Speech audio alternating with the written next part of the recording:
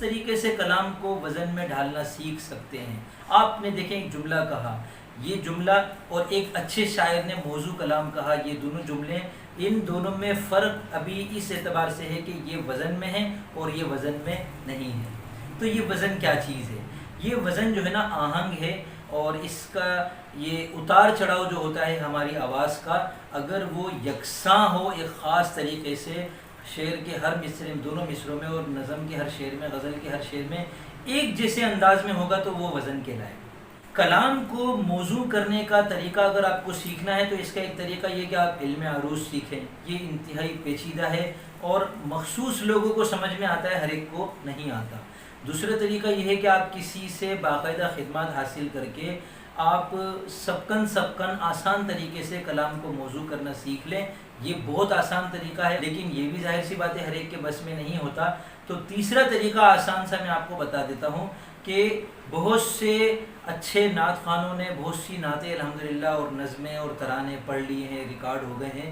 آپ ان میں سے وہ سنیں جو آپ کو زیادہ پسند ہے، جو آپ دن بھر گنگنا سکیں۔ تو اس تیسرے طریقے کے مطابق آپ کو وہ جو وزن ہے، وہ جو طرز ہے، آپ کو وہ سننی ہوگی پورا دن، اور اس کو دل ہی دل میں گنگنانا ہوگا۔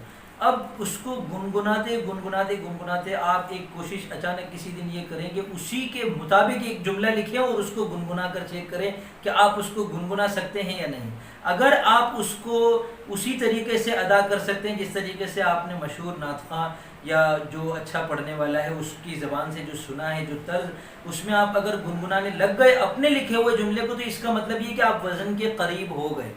اب جب آپ وزن کے قریب ہو گئے، دیکھیں پہلے یہ آپ کو کرنا ہے، اس کے بعد اب میں جو آپ کو بتا رہا ہوں وہ آپ کو چیک کرنا ہوگا، اور اس میں مختصر طریقے سے آپ کو یہ بتا دیتا ہوں کہ متحرک کو سمجھ لیں، ساکن کو سمجھ لیں، اور متحرک اور ساکن سے مل کر جو لفظ بنتا ہے اس کو سمجھ لیں۔ تو یہ تین چیزیں سمجھنے کے بعد آپ کو یہ سمجھنا آسان ہوگا کہ وزن کیا ہوتا ہے۔ تو جس حرف کے اوپر زبر زیر پیش ہو وہ متحرک ہے، جس پر زبر زیر پیش نہ ہو وہ ساکن ہے۔ جیسے اسامہ میں الف متحرک ہے، سین متحرک ہے، پھر الف ساکن ہے، پھر میم متحرک ہے، پھر ہا ساکن ہے۔ تو اب ایک متحرک کے بعد اگر ایک ساکن آ رہا ہوتا ہے تو یہ دونوں مل جاتے ہیں، اور ان دونوں کے ملنے پر ایک مکمل آواز کہلاتی ہے۔ ٹھیک ہے، اس کو ہم شاعری کی اصطلاح میں دو کہتے ہیں۔ تو جتنے الفاظ ایسے ہیں جس کے اندر ایک متحرک کے ساتھ ساکن مل رہا ہو تو آپ اس کو دو بنا دیں۔ اسامہ میں دیکھیں الف متحرک ہے، اس کے بعد سین ساکن نہیں ہے، متحرک ہے، تو یہ دونوں آپس میں نہیں ملے۔ پھر سین متحرک ہے اور اس کے بعد الف ساکن ہے، تو سین متحرک اور الف ساکن مل کر بنا سا، یہ ایک آواز ہو گئی، یہ ہے دو۔ پھر اس کے بعد میم متحرک ہے اور ہا ساکن ہے، تو یہ متحرک اور ساکن مل کر یہ بھی بن گئے ایک مکمل آواز۔ تو اسامہ میں گویا الف الگ ہے اور سا ایک مکمل آواز ہے، ماہ ایک مکمل آواز ہے۔ ٹھیک ہے، تو یہ دونوں مکمل آوازوں کو اگر نکال دیں تو بیچ میں صرف الف بچتا ہے، اس لفظ کے اندر پیچھے صرف الف بچتا ہے۔ تو یہ الف جو ہے یہ آپ کہہ سکتے ہیں کہ یہ نامکمل آواز ہے، اس کو آپ آدھی آواز کہہ لیں، اس کو ہم ایک نمبر دیتے ہیں۔ تو ایک نمبر کا مطلب ہے ایک حرف، دو نمبر کا مطلب ہے دو حروف، لیکن دو نمبر ہر دو حروف کو نہیں کہتے بلکہ ان دو حروف کو کہتے ہیں جن میں سے پہلا متحرک ہو دوسرا ساکن۔ ٹھیک ہے، تو یہ جب آپ نے متحرک، ساکن اور متحرک اور ساکن سے مل کر بننے والی مکمل آواز، ان تین کو سمجھ لیا، تو چوتھی چیز کیا ہے کہ جو الفاظ کے اندر ایسے حروف ہیں جو کسی مکمل آواز کا حصہ نہیں بنتے اس کو ہم ایک کہتے ہیں، اور جو مکمل آواز ہوتے ہیں اس کو ہم دو کہتے ہیں۔ تو یہ ایک اور دو کو ملا کرنا اردو شاعری کا کوئی بھی وزن آپ سمجھ سکتے ہیں۔ اب میں آپ کو یہ بتاتا ہوں کہ اردو شاعری کے اندر 100-125 کے قریب ایسے اوزان ہیں جن میں اگر آپ کلام کہیں گے تو آپ کا کلام وزن میں شمار ہوگا، ورنہ آپ کا کلام وزن میں شمار نہیں ہوگا۔ وہ 100-125 کے لگ بھگ جو اوزان ہیں ان کی پوری فہرست ہے، وہ بھی آپ مجھ سے جب چاہیں لے سکتے ہیں۔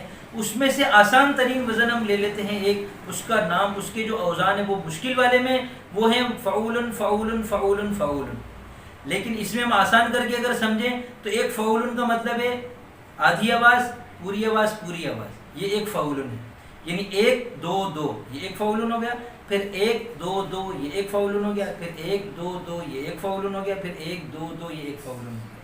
تو یہ پورا ایک وزن ہو گیا۔ اب اگر آپ کلام اپنا ایسا کہتے ہیں جو اس 4 فعول کے مطابق ہو جاتا ہے تو یہ کلام آپ کا خود بخود وزن میں ڈھل جائے گا۔ لیکن 4 فعول میں آپ کیسے کہیں گے یہ بہت مشکل ہے میرے دوستوں. تو یہ آپ کو وہی کرنا ہوگا. اگر شارٹ کٹ طریقہ اختیار کرنا ہے 3 میں سے تو اس میں پھر آپ کسی مخصوص طرز میں یا نعت میں اپنی مشق کریں, اس میں لکھ کر پھر مجھے دکھائیں اسی ویڈیو کے کمنٹ میں. تو میں آپ کو چیک کر کے بتاؤں گا کہ یہ وزن کون سا ہے, اور اس میں پھر پوری آواز اور آدھی آواز کس طریقے سے وہ میں ترتیب آپ کو بتا دوں گا, تو آپ کو پہچاننا آسان ہو جائے گا. اب آپ اسی میں مشق کیجیے گا. 1 سے 2 وزن بھی اگر آپ نے سیکھ لیے نا تو آپ اس کو سامنے رکھ کر اردو زبان میں شاعری کرتے رہیں. آپ کو مزید زیادہ اوزان سیکھنے کی بھی ضرورت نہیں ہے فی الحال. اگر آپ کی طبیعت موزوں ہوئی تو آپ کو دھیرے دھیرے آگے چل کر باقی اوزان بھی آہستہ آہستہ سمجھ میں آ جائیں گے.